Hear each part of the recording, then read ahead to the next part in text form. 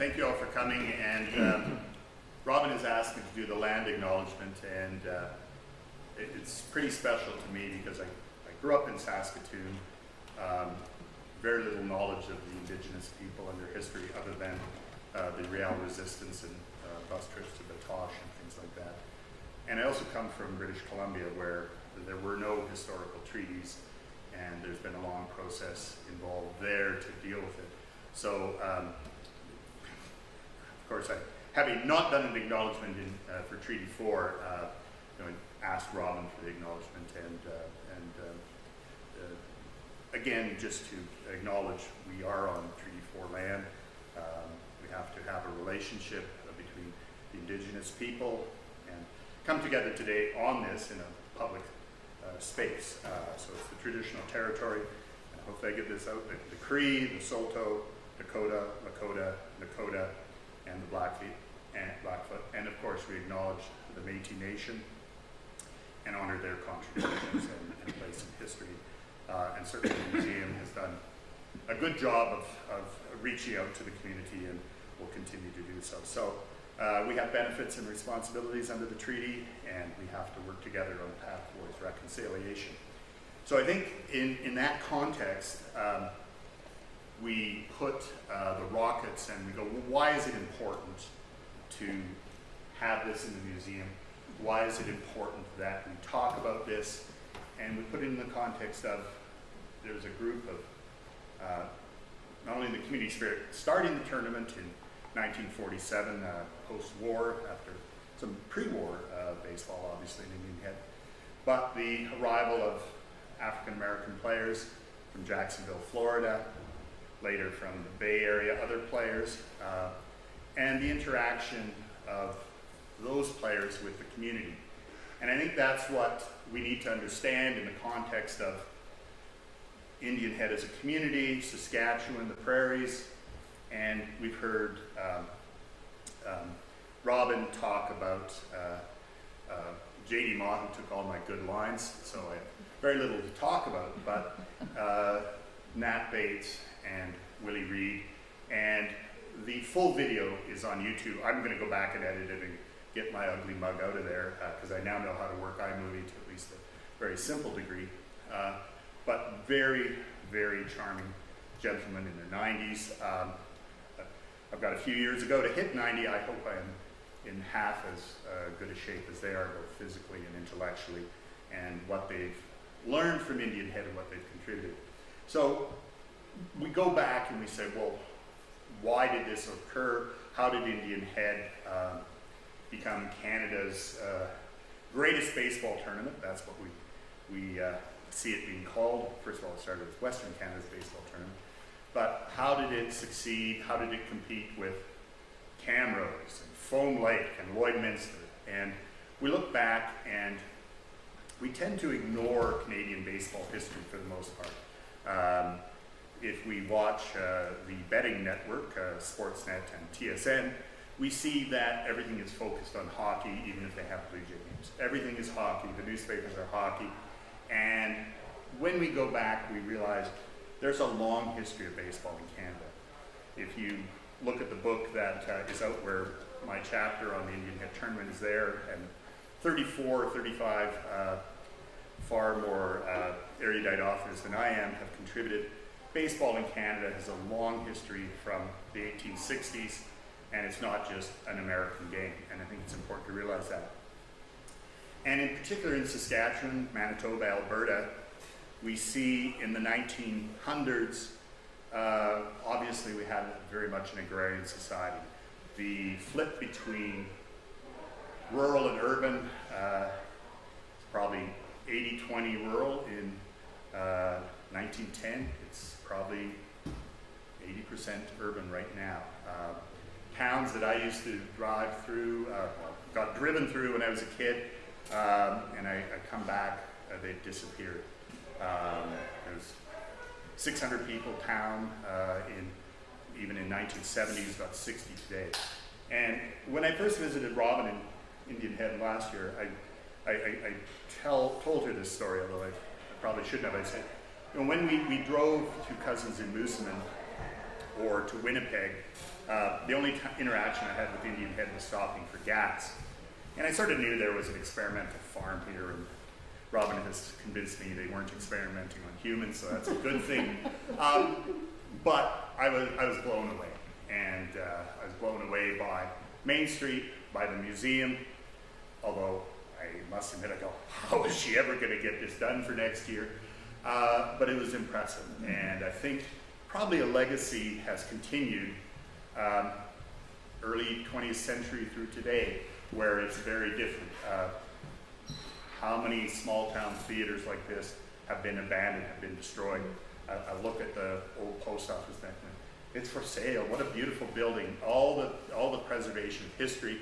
And I think the museum, with its broad focus, Robin finally let me go up back and see what's there. She hit it for me last year. But to see that and to sense it, and to put it in the context of the Rockets here for a relatively short period of time, 4 years, and a tournament in its big form for, I guess, 9 years. I think it's gone away. We have people who watch the games who are children of the organizers, who have memories. And I think for things like that, it's not only important to preserve the physical record. Ken McCabe, obviously a key factor in preserving things that we can look back. We can look back at, go to the website, you see correspondence, you see the minutes of the Indian Head Athletic Association, you see the minutes of the Indian Head Rockets. You go through, you see the fighting on the committee, you see the deficits. As a tax lawyer, I kind of miss that there are no financial statements because I'm looking for the unreported income or things like that, but it's absolutely impressive what he saved. Still trying to find things. I think Rob and I, who's the accounting firm? Where did they go? They're mentioned in the minutes. We've got to find those statements. Because aside from the interplay of the community with an African-American team, we look at the seemingly raging success of the tournaments. 12,000 people for a final game, 25,000 people. I drove around the town again today, and I don't think, Rob, did we ever find out where, and he's trying to point, no, it's over there, that's where they had it, that's where the racetrack with the diamonds, and I can only find things if there are mountains there now and an ocean. So I get on, grid roads, they don't help me. I'm not much into Cartesian geography anymore. I need Google Maps. But just amazing, and you saw that backdrop of the picture. You see the cars, and you go to the minutes of the museum, and you see how many people on the committee? 12 people on the parking committee, whatever the number is, I'm making it up. 40 people parking cars. You saw J.D. Mott. He never told me this about how someone counted all the parkings, the license plates from different states and provinces. But the incredible involvement of the community, and that is certainly an impressive part. So how did the tournament start? Well, just the other day, and even before I bought the USB, which of course you should all do and finance the museum, is someone said to us, 1939 Indian Head tournament. I just go, I saw something in the 1920s and I thought baseball died in the Depression. There's a tournament in 1939. War basically ended things. Guys went to war. What we do in war is we send our bright young athletes to fight, and we hope they come back in peace. But old guys like me, we would never go. So probably if we had to, we wouldn't have any wars. But post-World War II, we were a great prosperity. We were in the process of urbanization if we didn't realize it in a small town. I go to my grandmother's farm, and I've been there recently, but when I went there in the 1970s, the number of bunkhouses for the people to bring in the harvest that were there. But why do we have all these? Well, we needed 16 people or whatever to do it, or whatever it was, and it wasn't. It was only a small 1,100-acre farm that they barely could make a living on. Now I think somebody who's buying up all the farmland says, oh, we don't look at buying farms unless they're 10,000 acres and things like that. And they have the Roomba harvesters that don't even need people anymore to do things. But so we saw that prosperity, the soldiers coming back, influence of the recovery of the economy, money pumped in from the war, and we saw the Indian Head business community Jimmy Robeson, Spearhead. I'll probably get a lot of things wrong though, but a curler, general store, baseball. I don't know about his hockey career. Maybe Young can tell us. Didn't see him playing hockey, but he and some other guys, and I'm probably going to get Steve Niven, Graham Williams. Yeah, Graham Williams' son was here, not here now. Was here yesterday. The Rockets, the Indian Head Athletic Association. Go back to the minutes, and Robin and I had been working on the Rockets and trying to fit pieces and the story together. And then we look at him, and then she goes, "Oh, have you looked at this Indian Head Athletic Association?" And she pulls out the minutes back to 1920, wherever it was, and we just see sort of how it existed as a community sports organization.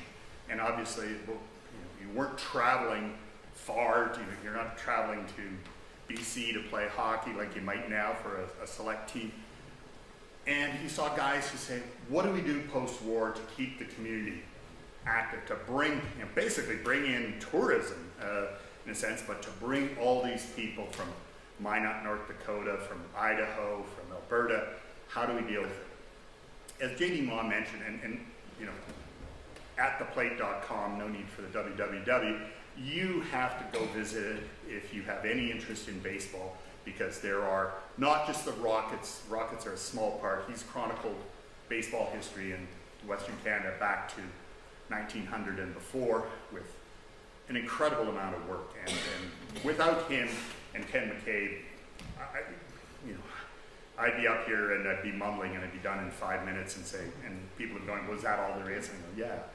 It led to Robin and I having the ability to go through and see all of that. And those two gentlemen were unbelievable.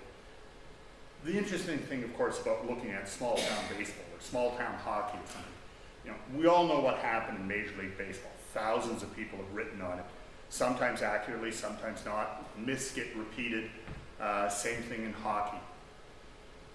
Do people write about Indian Head? Do they write about the Saskatoon Gem? Do they write about the Medicine Hat Mohawks? No, they don't. They don't particularly care because we have this hero fixation. But when we look at the Rockets, when we look at the Medicine Hat Mohawks, when we look at the Lloydminster Meridians, which I think is one of the greatest names because I think the ballpark was in Saskatchewan. That's pretty well all Lloydminster, Saskatchewan gets. We see the community involvement and the impact on kids. And I should probably hit a slide once in a while. You should probably start. Just put your finger on the track. It doesn't matter. There you go. So yeah, I think somebody said 3 minutes a slide. So I hope you don't have anything to do by 10 o'clock tonight. No. How did I? Wait a minute. I thought. You can go back. How do I go back? Arrow key. Just the arrow keys. Okay. And then where are the arrow keys on this one? Okay, there. Yeah, that. And go forward down. That's no, okay. Go forward. Okay. Oh, that is. I guess and Robin must have put them out of sequence so that I would get lost and all with my hockey. So here's the first ad: $2,000 in prize money. It's pretty typical, Camrose, Foam Lake. Newspapers.com, they didn't have Indian Head in there, so last year when I was looking at it, I was picking out the things that Robin had and her workers had copied and put there. It's online now, so I've gone back through some of it, and luckily I didn't make too many errors. But Nick Metz, we of course all know Nick Metz, don't we? Hockey player. I didn't really know how he sort of knew the name, but whether he was Nick or Stan or Billy before that. As you can see, August 47, I think she switched the slides with me. July 46, the first slide. And this is, if you look at that book, and I need to plug the book because I want to retire on the royalties. But unfortunately, the publisher has informed me that I get paid nothing and no royalties. So it's not exactly going to be my career when I fail law. But we don't have any books yet from The publisher, we've got those couple that the Sabres sent us, but we'll be getting some at the museum, and you'll be able to buy them, and so the profit over cost will go to the museum rather than to Jeff Bezos, which I know is going to be disappointing to some of you. Interestingly enough, at least to me, I found one of the things, the difference between the community and the players and the media and the players. And I found it interesting because I sort of denoted, well, sort of means I did denote a very element of subtle and not so subtle racism in the papers. And what's amazing is how that didn't influence communities like Medicine Hat, Indian Head, Lloydminster, into how they treated the African American players who came out. I mean, you just read, this is Dave Dryburgh, and you read to the end. Some team will get the idea to bring in a couple of dark horses from the U.S. Well, African American teams had been barnstorming on the prairies at least since 1910. They'd come up, they want to make money, they were, segregation prevented them from playing in the American and National Leagues. But, you know, he's not the Indian Head News, he's the leader post. And he's musing about how Indian Head is going to be affected. Oh, is it going to kill off our ball? We don't really want it. Well, it's kind of like when Toronto tells us to do something, we kind of do the opposite, don't we? And I'm sure the Maple Leafs, I'm sure some of you the fans, they'll win the cup sometime this morning. But, you know, again, do we want good baseball? Do we want towns? And so that was kind of the introduction to this. And I looked at it and went, wow, you know, and there are a lot of things. Okay, wait, hit the wrong button. So again, greatest baseball tournament, another, lots of great ads if you have access to newspapers.com, or if you're thinking of getting it, don't, because if you're a procrastinator and you want to get lost for ages and ages in there, you pick your subject and search, and you'll find all sorts of things, even if you're not a baseball fan. So, Jimmy Robertson, Graham Williams organized the tournament. A whole lot of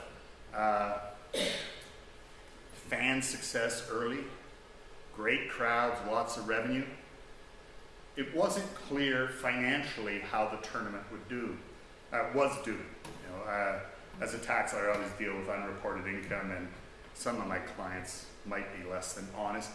But I always have to explain to the prosecutors that unreported revenue doesn't equal unreported income, because you have expenses. And putting on the tournament was hugely expensive. You go through and go through the notes and you see, here's what we did. We had to build the stands. We had to, the baseballs, they go, $400 a year for baseball. 1950, that's a lot of money. That's for the tournament.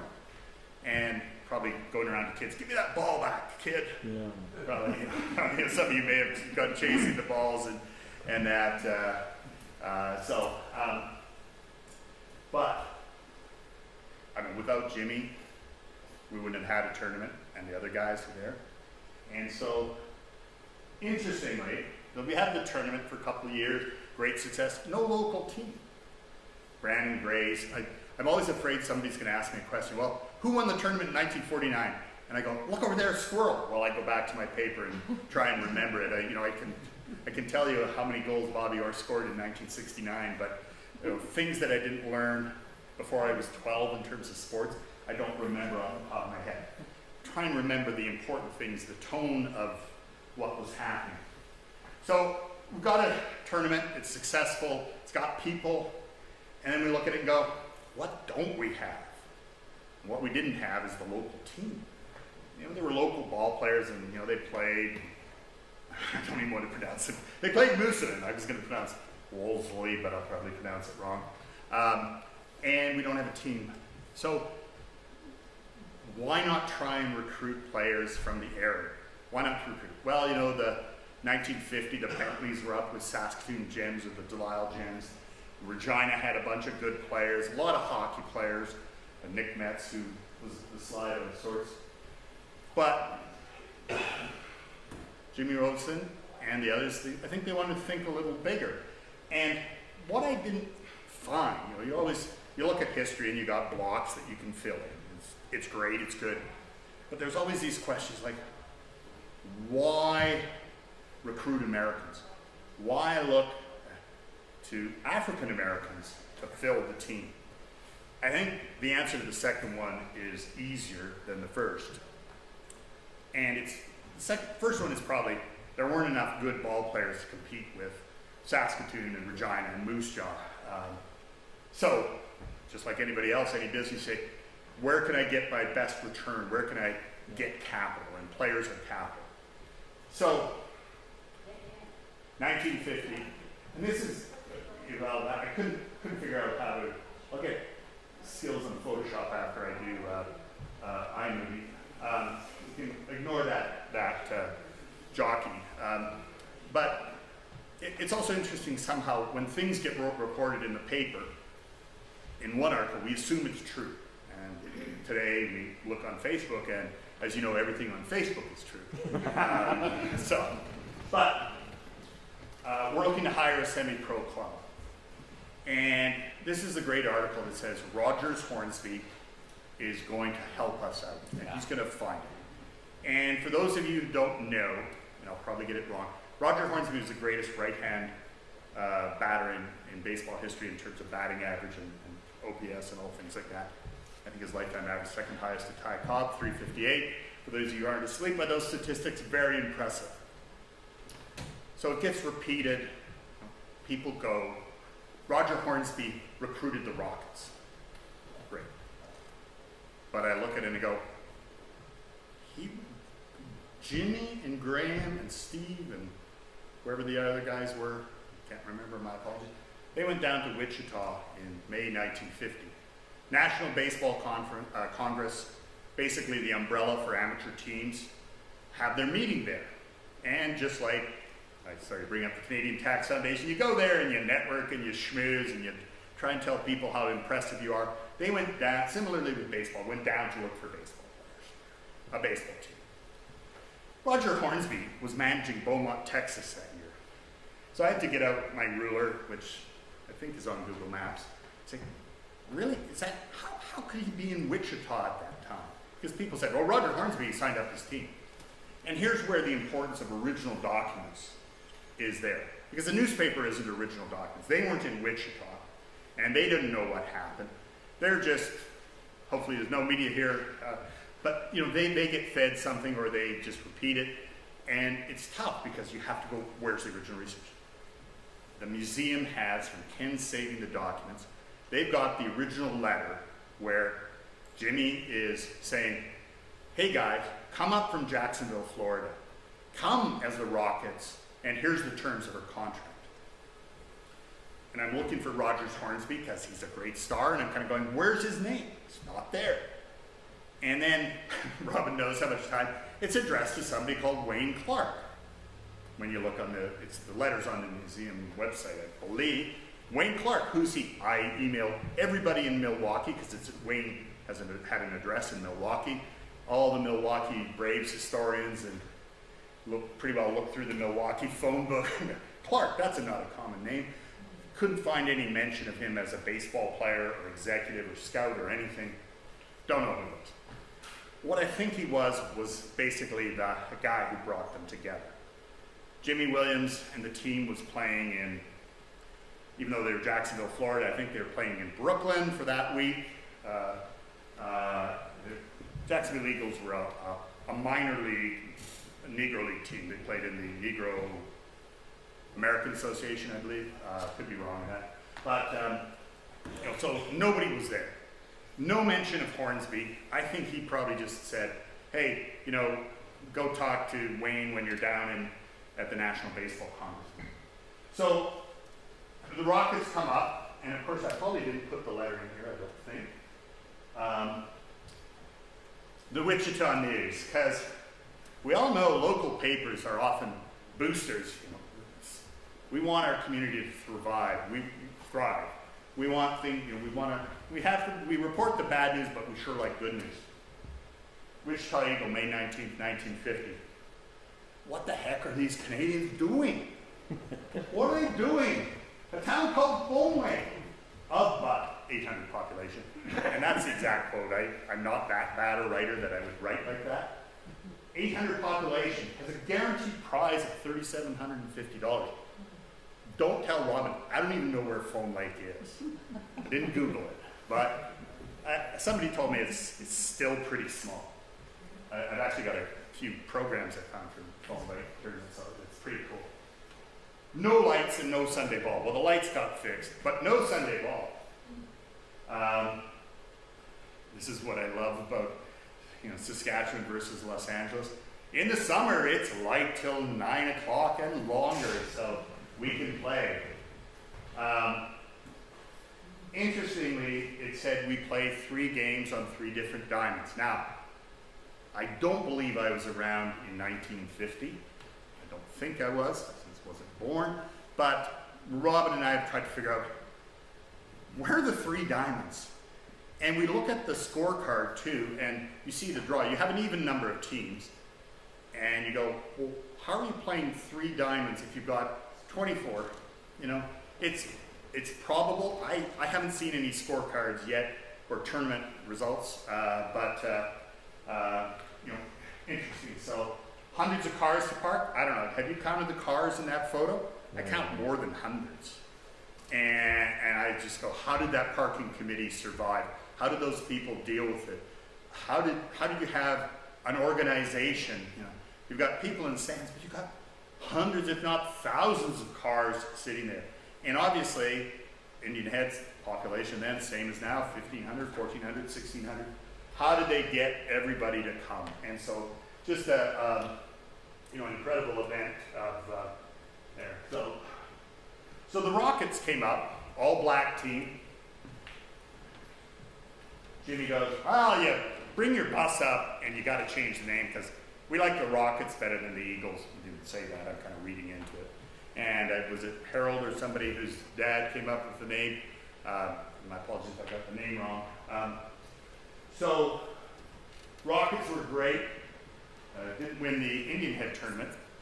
But when we talk about this media relationship versus the relationship of the town to the players, when the Rockets were coming up, the bus, I don't think, was probably as luxurious as many buses are today. No air conditioning, no Netflix. A lot of us might remember Dick Beddoes of the very well-respected Toronto columnist. Well, he was writing for the Edmonton paper in 1950. And so the first thing the Rockets are going to do, they're going to go to a tournament in Lloydminster. Lloydminster, big money tournament, just like Indian Head, probably $6,000 prize money in total. First article by Dick. Oh, the Indian Head Rockets bus has broken down and we don't know if they don't show up, they're going to be forfeit. Okay. Pretty standard reporting, pretty good, factual, no editorialization, nothing read into it. The next day, Dick writes a little longer article. He says, well, and then, don't think I put the quote up and I can't remember it, but it's basically, we all know why they didn't show up. They're kind of, little air quotes, scared to show up. And I'm just going, what is he talking about? First of all, he hasn't seen him play. This is the first appearance in Canada. Secondly, they're playing in a professional league, even though non-African Americans, non-blacks wouldn't have a clue about the Negro American Association. But it's there, and you see kind of comments on that where race is often, it's not just sports, it's mentioned if there's somebody who isn't white, it gets mentioned in news articles at that time through the 1950s. So that's something where, as I said, so were the tournaments a success? Well, they obviously brought a great legacy. They brought the town together, they brought people from afar, they brought great memories. People today remember those things. They were bat boys, their parents were involved. Great baseball. A lot of lot of guys who played pro ball afterwards. 3 made the major leagues. 2 played in the Negro Leagues, which is now thankfully recognized as a major league. Guys who played in Japan. Well, you know, not everybody would have been a great professional, but enough were. I mentioned the huge expenses. As you see here too, I can't remember where that was, whether that was in the Star Phoenix. The Rockets, the colored baseball team, which Indian had imported, you know, there's always the reference there. And again, as Nat said, I don't think something like that is deliberately pejorative, but of course it changes how we view things and how we do that. But we see a deficit of $87.75 for 3 months of operations. Where are those financial statements, I ask, as a lawyer who deals in financial statements all the time? So what happened? Chief creditors are the people of Indian Head who lent $50 a piece, $5,250. So that's 150 people in a community of 1,600. I think today, if you tried to get 10% of any population to do anything, whether it's on the internet or do this, you'd get 5 people today, Indian Head or anywhere else. That to me is one of the most incredible things about how the town viewed the community, how they looked at things, how they felt the team. You know, the tournament had been going on for 7, 8, 9, counting my fingers. It was the 4th year, and they valued the team. So it's there.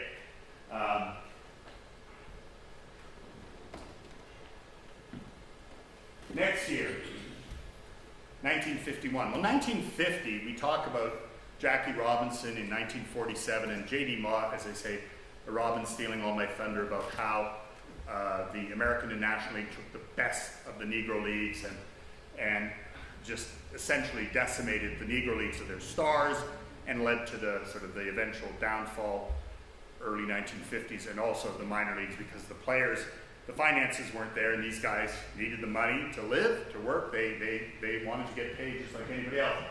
So how did the team go? Well, they joined the Western Canada League. Not enough to have all these tournaments.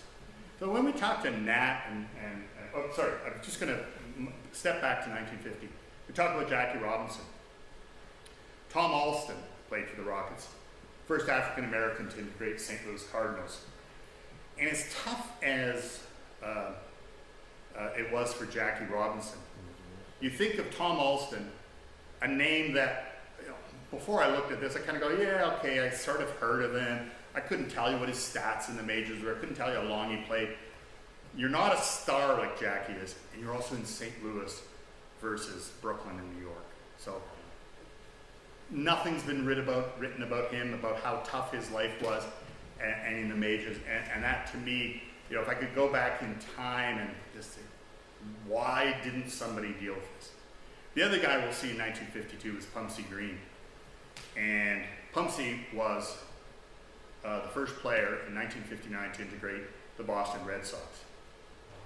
12 years after Jackie. And Tom Yawkey was one of the most racist owners in the history of baseball. So racist that Tom Yawkey, way outside Fenway, they've taken his name down. He did not want black players on his team. Pumpsie,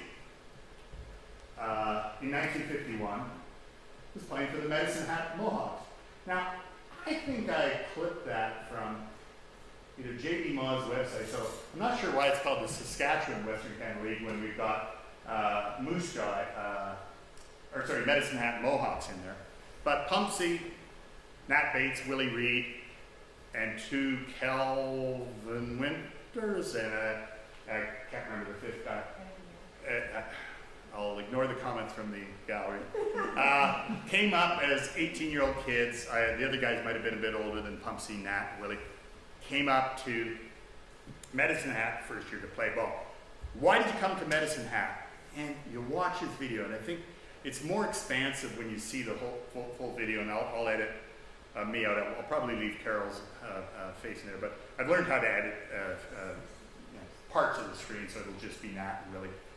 But what was really amazing about seeing them in 1951 was how they were so different than a lot of people, how they were different as well from how we perceive Americans. We want to travel. We want to play baseball. We want something different. We want an experience. You know, I went off to work at a hotel in Alberta for my experience, and you know, that was my level of daringness. You know, I wasn't going to a completely different culture. And you know, they're coming from the Bay Area, which is, we all perceive it as relatively benign in the relations. I don't live in that world. In Nat's world, I didn't live in it. I can't speak to it.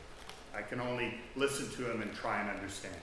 But as I said, I'm not surprised he's running for office again.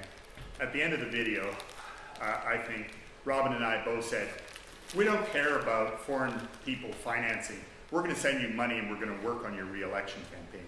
Just a very inspiring guy, very inspiring. We interviewed Willie the next.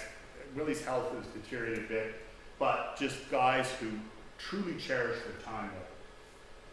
1951, they were playing for Medicine Hat. Talk about unrecognized stars. We've heard of Jackie Robinson. 1951,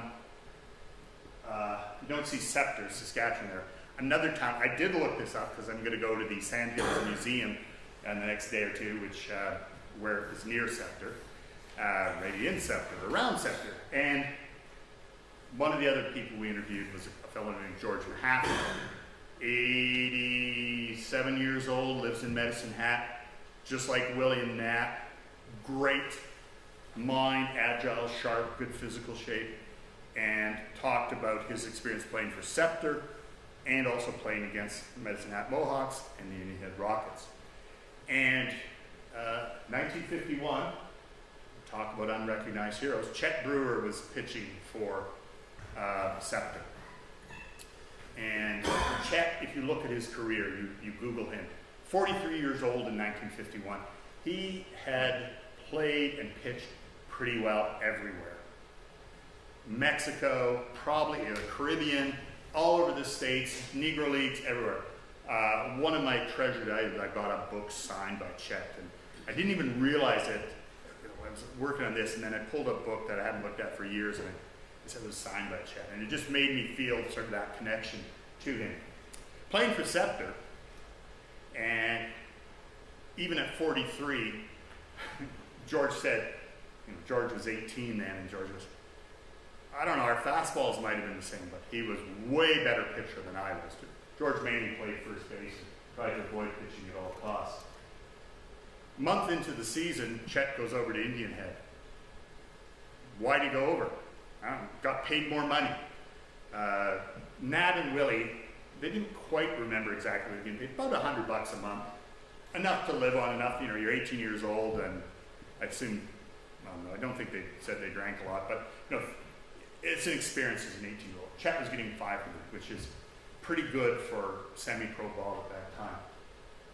He went over, so he certainly, you know, we look at guys, Pumpsie Green. Those of us with baseball knowledge, we've all heard of Pumpsie Green. If we've heard of Jackie Robinson and we're a baseball fan, we've probably heard of Pumpsie Green. A lot of guys haven't heard of Chet Brewer. He's not one of the upper echelon Negro League players. He's not Josh Gibson. He's not Martin DeHigo. He's not John Henry Lloyd. And if you don't know those names, you should look up those guys because they and many, many others are truly superstars who are just prevented from playing in the major leagues by virtue of their color. A shameful 90-year period in major league history. So, Robin keeps hiding this when I'm at the museum and checking my pockets on the way out, but the team signed ball. And you see Tom Alston. I don't know why he put his name in quotes, because I think maybe it says Tory and it's a forgery. You see, I've ordered, we're Ebbetsfield Planner, which produces very fine quality replica jerseys of minor league teams and Negro League teams, is getting the Rockets jerseys in.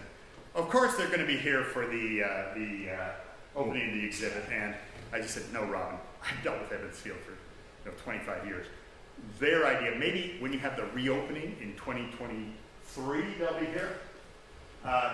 Jesse Blackman, great pitcher, played in Saskatoon afterwards. So this isn't an Indian Head story, but it's a Saskatoon story, so I can tell about Jesse. And it came to me secondhand, so of course it's as reliable as that. But it allegedly came from Emile Francis, who of course was a very fine hockey player, goalie, invented the Trapper glove, or was the first to use it. He used a baseball glove, coach of the New York Rangers. Emile Francis also had an extensive career in North Battleford in baseball. If you look at North Battleford baseball, which has a tremendous history, Emile is everywhere there. Global World Series, which Jimmy Robison is part of, Emile was there. So I heard this story about Jesse, and Jesse was a first baseman and a pitcher. And mainly a pitcher, but he played like a lot of guys. He played first base when he wasn't pitching because they had a limited number of players. And Emile allegedly said, he told when he was coaching, he said, well, we had to move Jesse to right field when we were playing in Saskatoon. And my friend said, well, why is that? Well, there were like 10 women above the dugout. 5 of them wanted to date him, and 5 of them were yelling at him because they wouldn't date him again. So, ball players never change, whether it's Indian Head Rockets or I see the minor league Vancouver Canadians, and I'm sure there are similar stories. Well, I know there are similar stories because we used to billet players and they told me them. So we talk about Nat and Willie being the 2 surviving Rockets. That's a picture from J.D. Maw's website. Again, it's a bit of a clunky website, but my God, it preserves history and it's important. The photos, he interviewed people. One of my regrets is when I was young and intelligent, I didn't talk to more ball players and get their memories down on video or even on tape. I got a few. I've been organizing local baseball history meetings in Saskatchewan, in Vancouver since the early 90s. Half the guys, and I sit there, I got, oh yeah, put Jimmy Robinson on, or Jim Robson, who was an announcer, and some other guys, but so many have died now. And we don't have that connection. We can see the paper, but I think that's why how Robin and Carol and I felt so good talking to Nat and Willie and seeing that. Wanted them so much to come up here, but just to see them talk about Indian Head and their experience. You watch the whole video. I took those clips out and royalty and things like that. But it's not fake. You go to the 2012 when the Leader posted a detailed article, and you can just Google that, and it'll pop up on the Rockets. They were like that when they were 78. Their memories were the same. They spoke of this. So it's there. Now, another thing, my friend in Seattle is a huge collector, and he typically pillages Canadian baseball ephemera and lords it over me, even though he's in Seattle. But occasionally he throws me a bone, and he says, oh, would you like this poster? And I go, yes, I would. Yes, I would. Please. So we've been exchanging memorabilia for many, many years. We've never exchanged $1. Anything good, if he doesn't have it, he gets it. So he occasionally throws me a bone, but this is one of my favorite pieces. I think that's a 1952 poster, if my skill is correct. So maybe somebody with better vision than me can say, is this 3 diamonds? I don't know. Maybe. Number 1, number 2, number 2, number 1. I don't see number 3. But again, back to the Wichita Eagle said there were 3 diamonds. And there clearly were 3 diamonds. Other newspaper reports say, yeah, we used the 3rd diamond for if a game, if the field was unplayable at one level or we had extra inning games. I don't know. It doesn't make any difference. You've got 10,000 people attending a game, the final. You've got 5,000 people attending games. Well, it was interesting talking to these guys. And again, I lived in Saskatoon 2019, reasonably intelligent kid, despite all evidence today to the contrary. I go through and I go, okay, I've heard of Gravelbourg. Avonlea Shamrocks? I don't know, there's somewhere. Edenwold? Well, I think we passed it on the road here, isn't it? Somewhere, or there's a sign. So, but you know, growing up in Saskatoon, you never hear of these towns. Gull Lake, I heard of. Lake Valley also, has no idea. Fairlight, don't know where it is. But you see, talking to George and Nat and Willie, they go, well, they had to have teams because they wanted to see the Cubans and the Rockets in the final, right? They didn't want Fairlight and Edenwold to play the final because they wouldn't get any fans. They would go, well, we want to see, you know, we want to see Pumpsy and we want to see Nat Bates. Nat has a great line.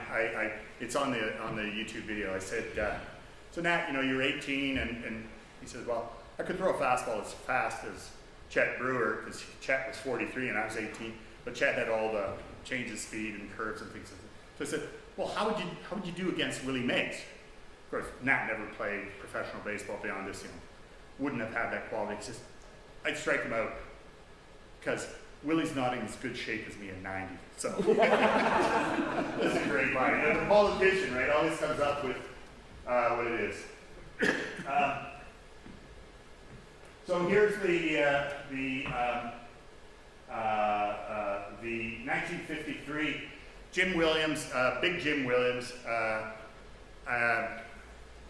Jim Williams was probably about 41, so to Nat and Willie, he was ancient. He was ancient, and I look at kids at 40 and I go, you don't know nothing. Anyway, asked Nat about, Jim Williams had a temper, got into fights with umpires and things like that, got suspended. And I said, well, Nat, did you know that Jim Williams played in the Negro Leagues? He's always telling stories. Nat, you tell a lot of stories. Jim Williams played 2 years for the Homestead Grays, outfielder when Josh Gibson played, very good stats. And you know, I mentioned this, Willie. Oh, I guess he was telling the truth. You know, so you know, kids, we always never believe our parents or our grandparents because most of the time we're exaggerating how good we were. And you know, you can look up my university basketball stats, and I was a superstar. I think 0.4 points per game in Saskatchewan.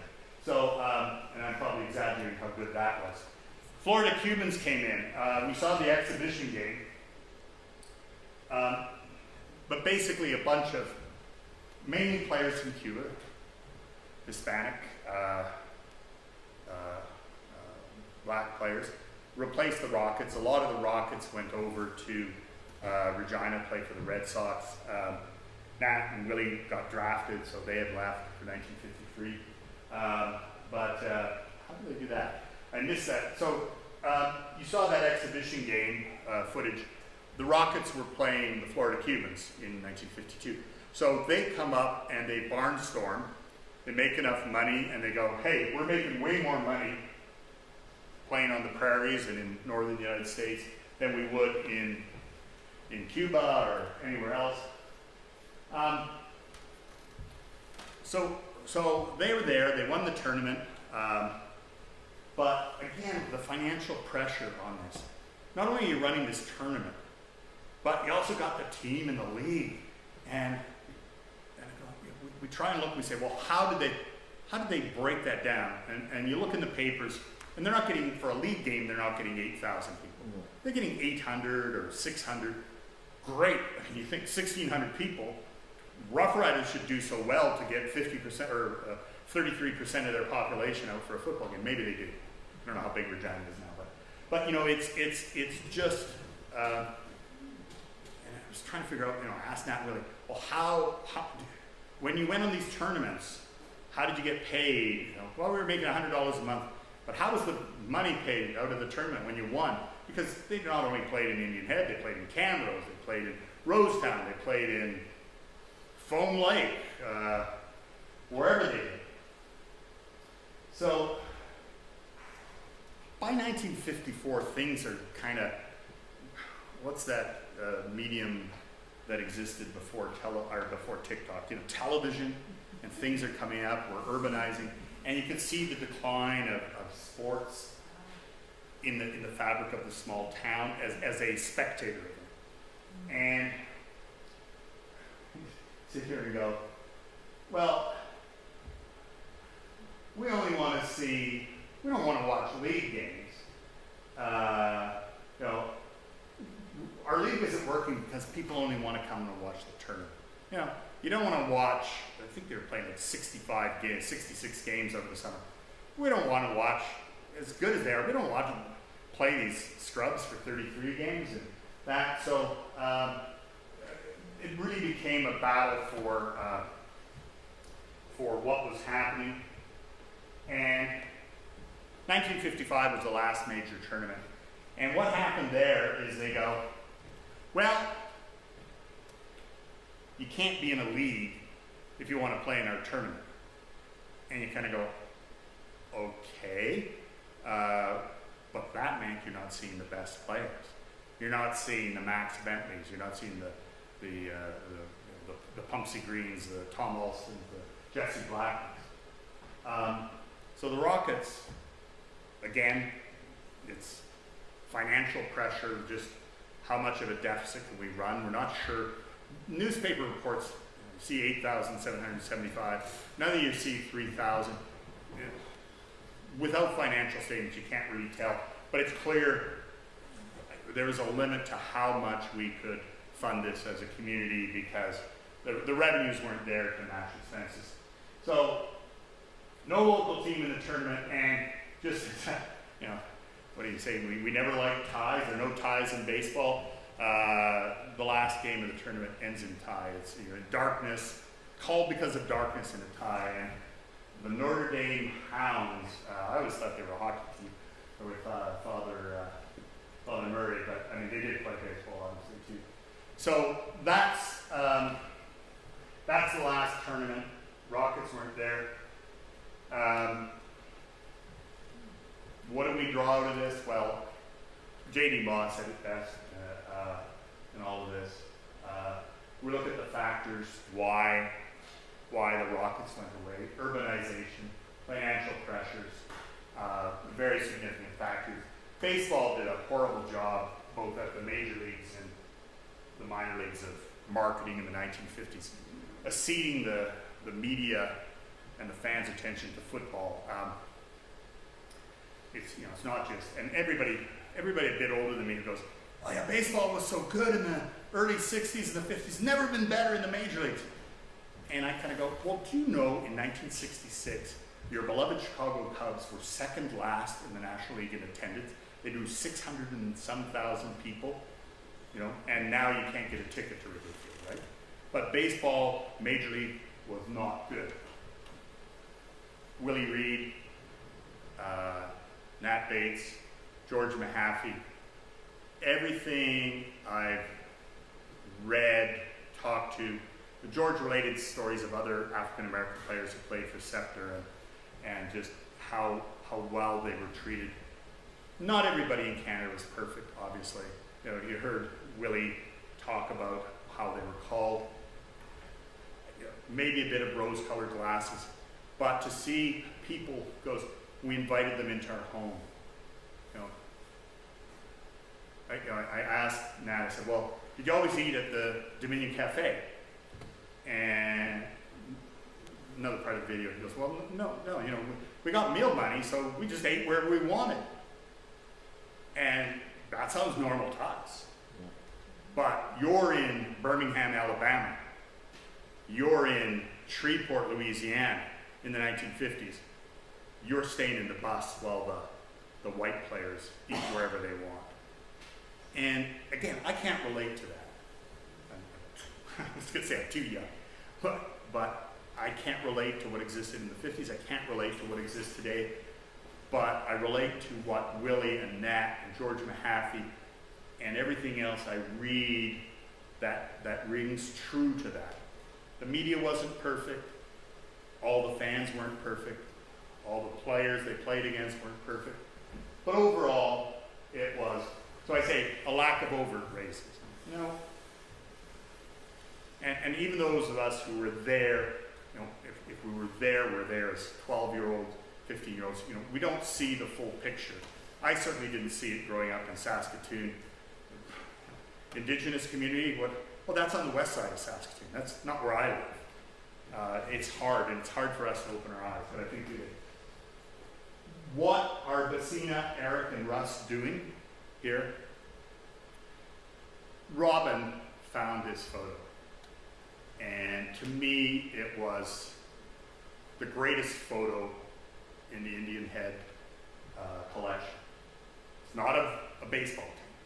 And the original doesn't have Robin's watermark of Indian Head Museum, so I don't think it was around in 1952. Les Witherspoon played, I think he had 17 at-bats in the Negro League, Major League. Good ball player, 17 more at-bats than I had in the Major Leagues. I think I hit 222 in Little League. We've tried to find whose kids they are. I've gone through Ancestry and I've sent out 20 messages to every Witherspoon in Florida. Les died in Florida in 1982 or whenever it was. And I got no response. Were they his kids? Were they the family's kids?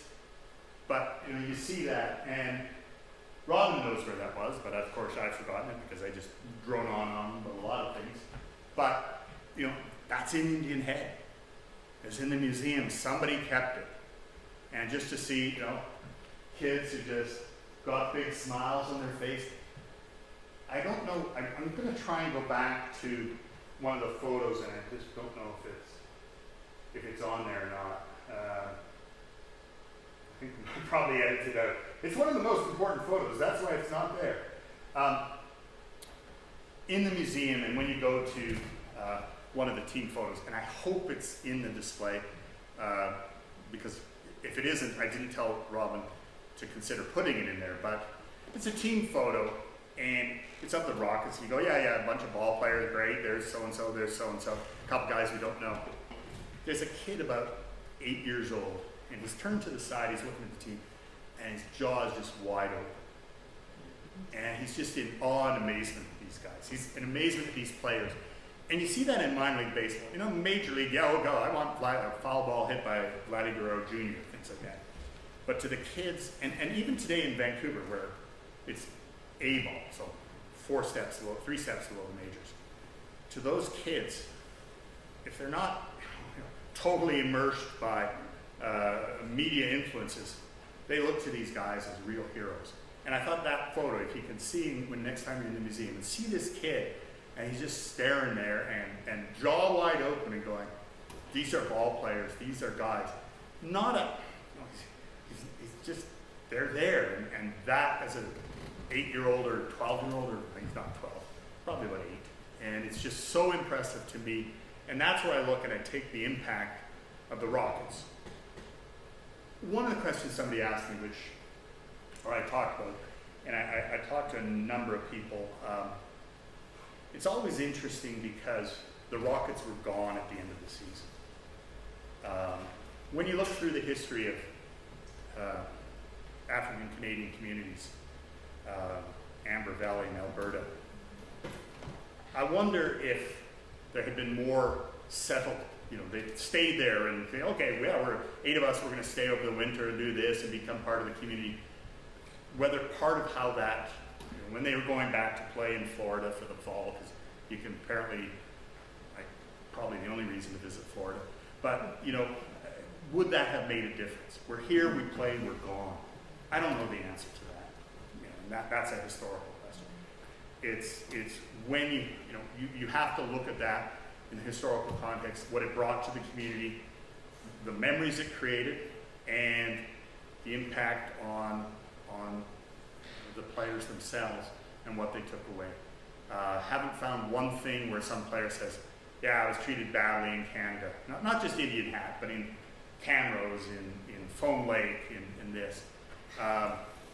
Carol mentioned the Rosetown riots. 1952, I think they brought a team up from Philadelphia to play just like the Jacksonville Eagles and things like that. They were only there for 1 year. But it's just, I think, important for us to remember this history, to look at it, and to just, as I say, you don't have to be a baseball fan. You can look at other things, but it's just important for us. So Hopefully you'll visit the museum again. Those of you who are looking for a tax donation, you can give money and get a charitable receipt. And but small town museums, they don't live by government grants alone. They need volunteers, so even if you can't, I know I've told Robin that we're going to run a campaign to get her ousted as president, or even worse, make her continue to be president. So I know the community. If you know friends, if you're not from here, but you can inspire other people in your community to do things. I think that's important. Harder to do in a big city. You go to the BC Sports Hall of Fame. I know the curator's a great guy, but it's detached from the community. You see a small town museum and you go, it's a really cool museum. Main Street is cool. I look at all the buildings. Robin's showing me the picture of the post office is for sale. Can I rent that? And then I probably look at the renovation costs and I go, no, that's insane.